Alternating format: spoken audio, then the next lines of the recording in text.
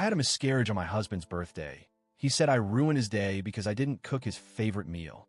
Yesterday, I, 26F, had a miscarriage. It was our second child. My husband, 27M, and I had been trying for months to conceive, and after weeks of anxiety and hope, we saw the heartbeat on the ultrasound just a day before it all fell apart. I was 8 weeks pregnant, and the baby was so incredibly wanted. Everything felt normal the day before.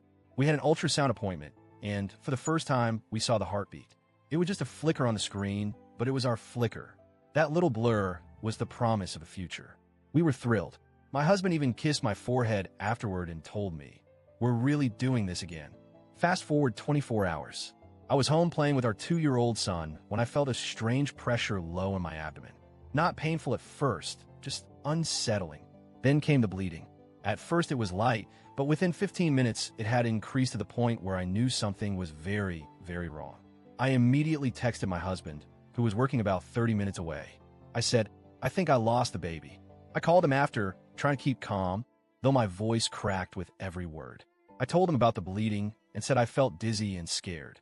I also said our toddler was still awake and I couldn't focus on both taking care of him and handling what felt like the worst moment of my life.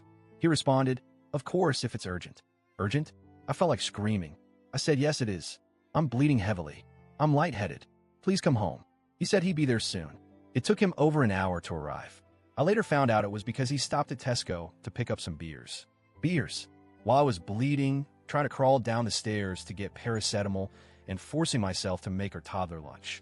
I had to clean myself up multiple times, terrified of what I might see each time I checked. I passed what I believe was the fetus, and I sat on the bathroom floor crying, still having to function enough to put my son down for his nap. When my husband finally got home, I was pale, dizzy, vomiting, and in intense pain. He seemed annoyed, not panicked. I told him we needed to go to AE. He sighed, but he helped me into the car. The drive was silent. I was curled against the window, praying I wouldn't pass out. At AE, they confirmed I was miscarrying. The pain was unbearable, physically and emotionally. I lay on the hospital bed, trying to grasp what had happened. The life we had hoped for was gone. We were there for several hours. By the time we were discharged, it was close to 8 p.m.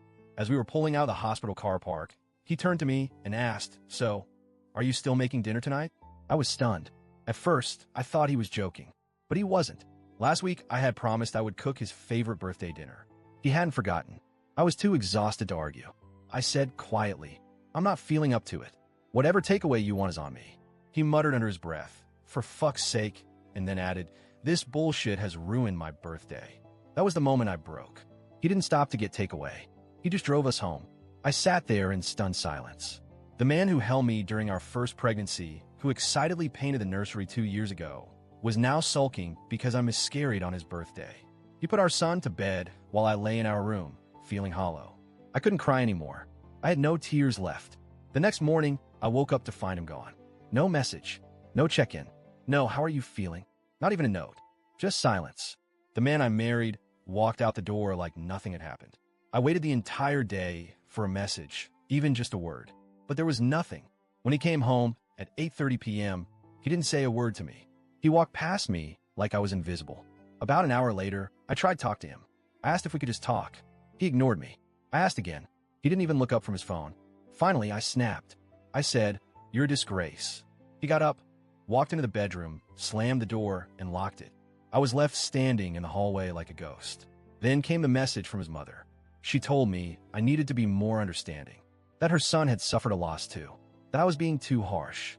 She didn't ask how I was, didn't say a word about me, and all I could think was, he talked to her. He opened up to her, but not to me. I was the one who carried the baby. I was the one who bled, who vomited, who shook on that hospital bed. I was the one who had to wipe tears off my toddler's face while hiding my own. He lost something too, I get that, but he wasn't the one flushing our dreams down the toilet. He wasn't the one doubled over in pain, still trying to keep the house together. In the last 24 hours, I felt more alone than I ever have. My body is wrecked. My heart is shattered. And my husband? He's treating me like I ruined his party.